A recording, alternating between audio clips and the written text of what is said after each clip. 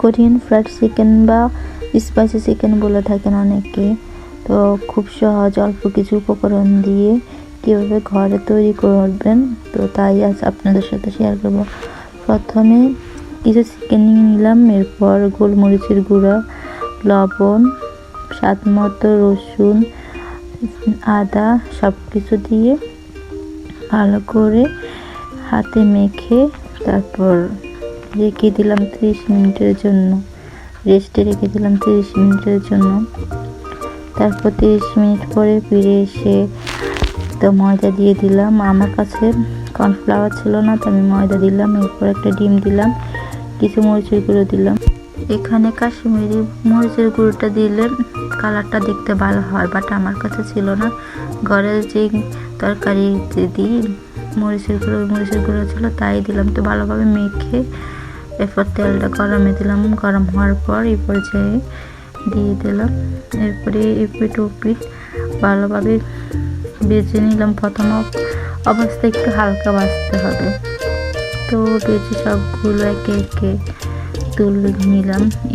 এরপর এগুলো সবগুলো হওয়ার পর এখানে সস তৈরি করার জন্য যা যা লাগে তা দিলাম।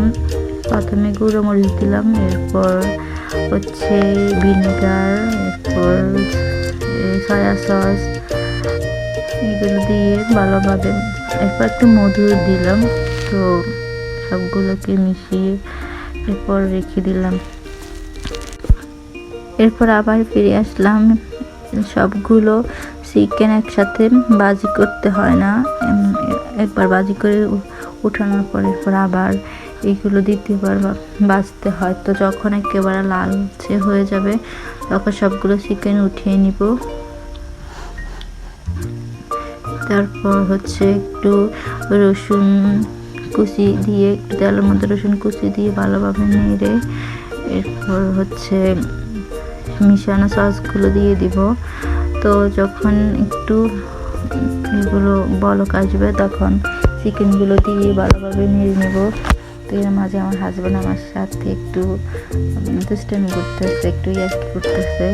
তো ইয়ার্কি, তো আমি সাথে মজা করতেছি, মজা নিতেছি, বলতেছি।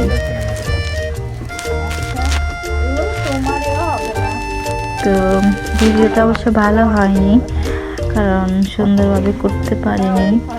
তো যতটুকু পারছি ততটুকু করছি। এক হাতে মোবাইল ধরছি আর এক হাতে কাজ করতেছি, তো কি আর করার, যাই হয়েছে। তো আপনাদের সাথে শেয়ার করলাম অনেক সহজে কিভাবে করতে হয়। তো সবাই হয়তো জানেন, তারপর আমি একটু শেয়ার করলাম। তো সৌন্দর্য বাড়ার জন্য একটু তিল বেজে দিয়ে দিলাম পরে, যাতে সুন্দর লাগে। তো আমার কাছে অবশ্যই ভালো লাগে তিলের ঘ্রাণটা। তো আমার ভিডিওটা যদি ভালো লাগে তাহলে সবাই কমেন্ট করবেন, লাইক দিবেন অ্যান্ড শেয়ার করে দিবেন। তো সবাই ভালো থাকুন, সুস্থ থাকুন, আল্লাহ হাফেজ।